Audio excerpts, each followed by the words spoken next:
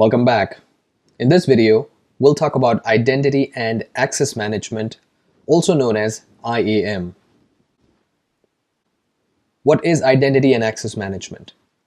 AWS Identity and Access Management is a web service that helps you securely control access to AWS resources for your users. You can use IAM to control who can use your AWS resources, also known as authentication, and what resources can they use and in what ways, also known as authorization. AWS IAM is a feature of your AWS account offered at no additional charge. You will be charged only for use of other AWS products by your IAM users. What can we do with IAM? With IAM, we can grant permissions to people to administer and use resources in the AWS account without having to share passwords or access keys. We can also grant different permissions to different people for different resources.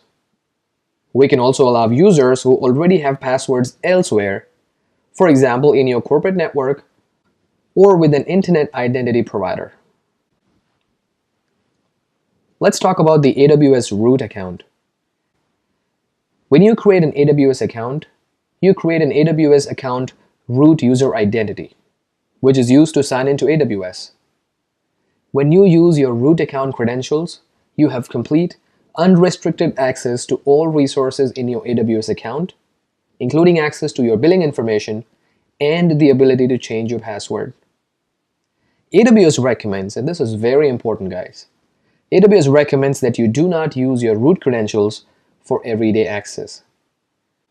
AWS also recommends that you do not share your root account credentials with anyone because doing so gives them unrestricted access to your account.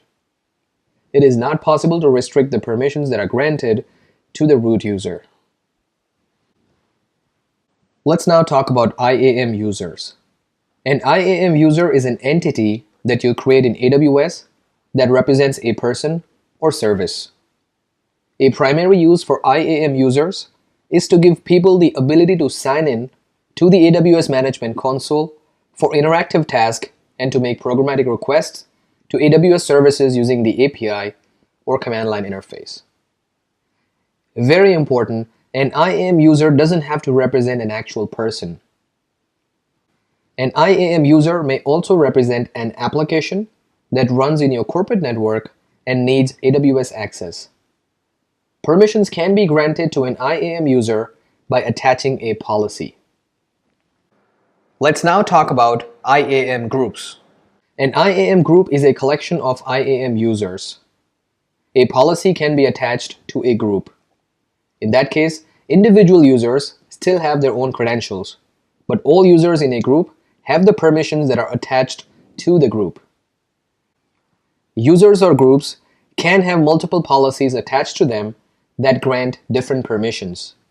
In that case, the user's permissions are calculated based on the combination of policies.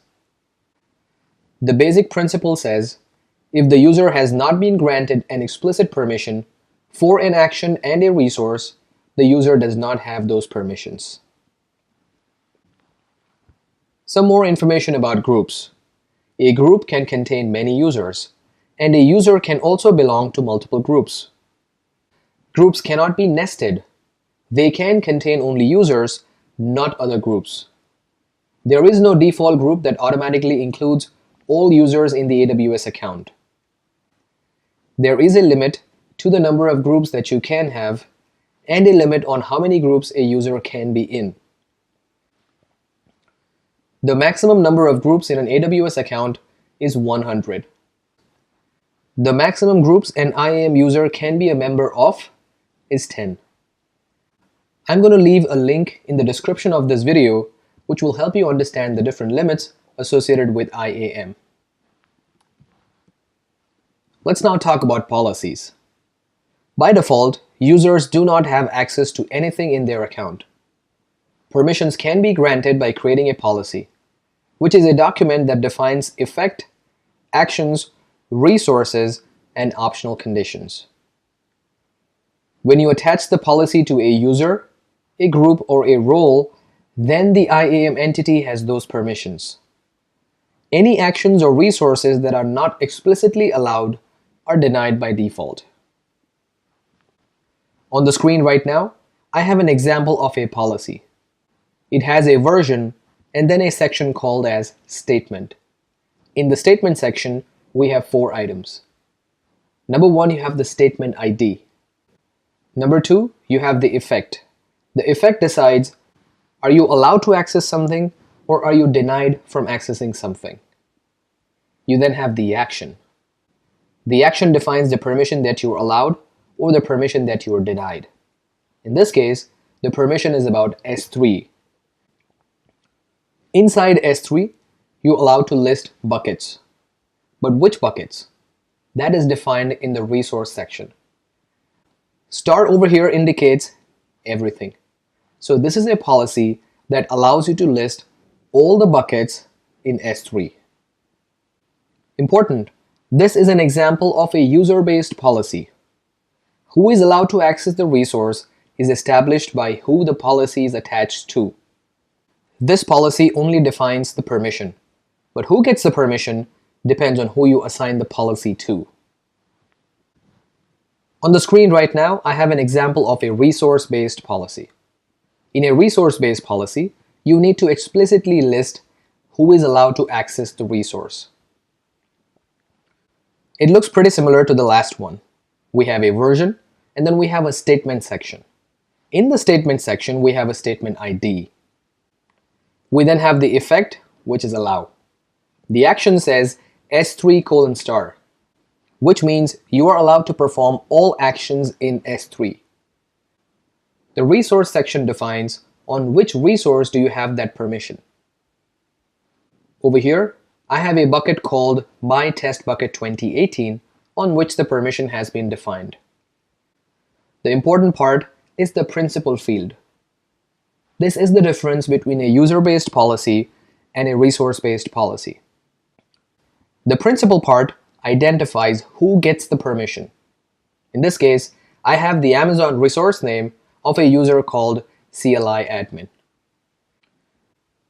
So this policy over here gives all permissions related to S3 on a bucket called myTestBucket2018 to a user called as CLI admin.